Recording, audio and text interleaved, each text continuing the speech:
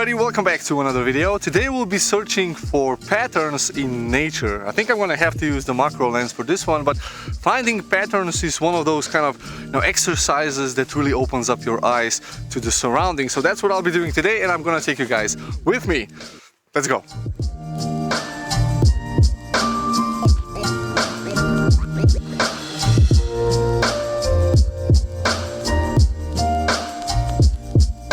Wow, nice patterns in the roots over here. And I shot this with a macro lens. You see, macro lenses are not just for macro photography. They're wonderful portrait photography lenses.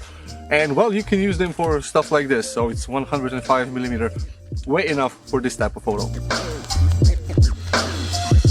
Now you can always find interesting patterns on tree stumps like this.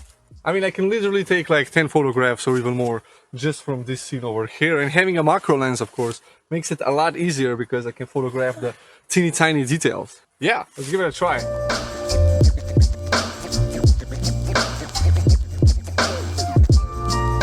Now, finding patterns typically correlates with finding textures because, well, they're kind of the same. If there's a pattern, a very small, fine pattern, then it can be considered as a texture as well. And that is also a very specific type of photography that you can do together with patterns. So textures and patterns. Now, I'm always really amazed at what type of shapes you can find in the forest, like these eyes, for instance. These are just sections where a branch was supposed to grow or something like this, but it left behind a nice eye-shaped pattern. And it's interesting to find these things just on the stumps of trees. So what else can we find?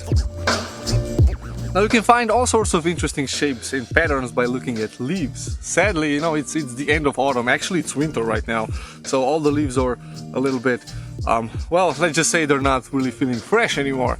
But I'm still going to photograph the patterns on this leaf over here.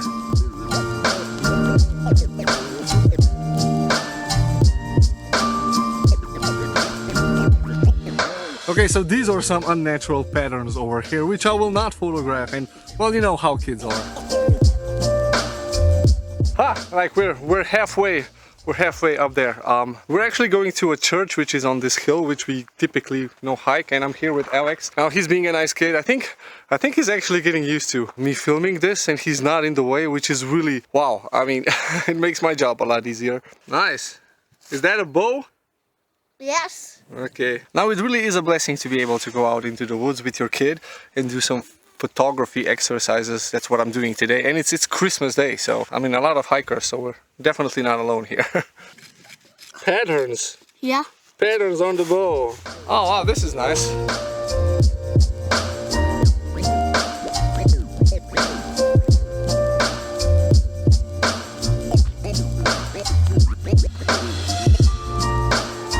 Thirsty, anyone? So after looking for patterns all this time, you really get into the mindset of just finding little details and shapes, and it's actually quite weird. I mean, you get into this zone, and if I would be a conspiracy theorist, seeing patterns and conspiracy theories, that would be weird. Like that movie with Russell Crowe, the brilliant mind thing. He saw the world in ways that no one could imagine. But it is really nice to unplug this way. Oh wow. It says welcome. So I've downloaded the photographs onto my laptop, and just to be clear, these are not world-renowned best-selling photographs. These are just photographs of simple textures and patterns, and every now and then you get a photograph that looks like a painting. You don't really know what you're looking at, but it's just the shape and how the shadows and the highlights play together, and you get this kind of abstract result, which is something that, well, you just might want to have on a wall. But more importantly, this whole exercise is about training the eye and being aware of your surroundings. So let's take a look at some of these images, and then I'll give you some final thoughts and some final tips for your future photography endeavors. So here we see all the photographs, and a lot of them are very similar because I was trying to nail the focus.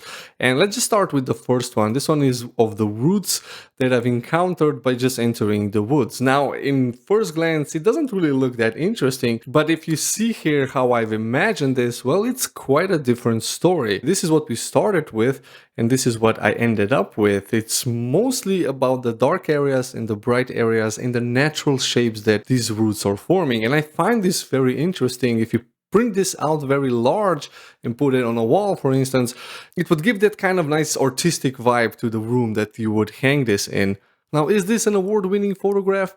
No, but just the fact that I've noticed this in nature and, got an idea as to how I want it to look is, well, an exercise well performed, at least in my opinion. So here we have some textures. Textures are also interesting because you have all of these naturally occurring shapes that are, well, in nature. So it's kind of hard to make them with your hand in a painting. So photographing nature, as nature is very creative, is always a good thing. So what I'm going to do is I'm going to go the same way as I did with the one before, and you will see how interesting this will become. So here it's all about the balance of preserving the shapes, and in a black and white edition, like you can see here, it's all about the blacks, the whites, and getting balance between the two and not adding a vignette. In my opinion, for textures, you don't need a vignette, and you actually shouldn't put a vignette around the frame. So it's the same brightness round and round, and it's just a solid texture on a piece of paper if you print it out. And it's interesting because if you dive in, if you look really close, you can see all of these different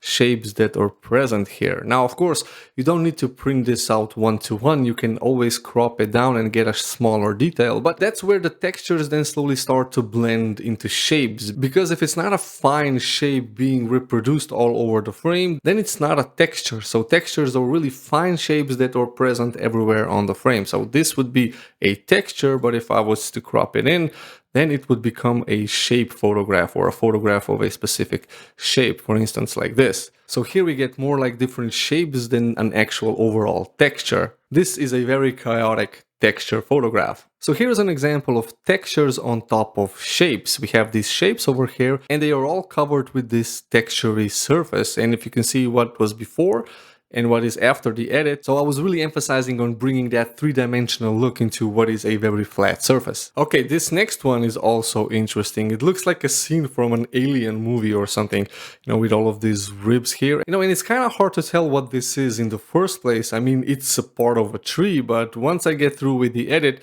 you will see it gets really, really interesting. Okay, so this is what I ended up with. I started with this image with a little bit of dodging and burning and some, clarity and textures and stuff. We ended up with an image that looks like this, really like emphasizing the 3D shape that I found on this tree. And to be perfectly honest, I think nobody can actually say that this is a photograph of a tree, but it is interesting to view, and it's something you don't really see in your everyday regular photograph. So this is why I find this to be very interesting. And for the last image, I'm going to show you this one because there is a face on this image, and if you can spot it, you have a keen eye. So you've trained enough with me today if you can spot the face, and I'm just going to give you a hint.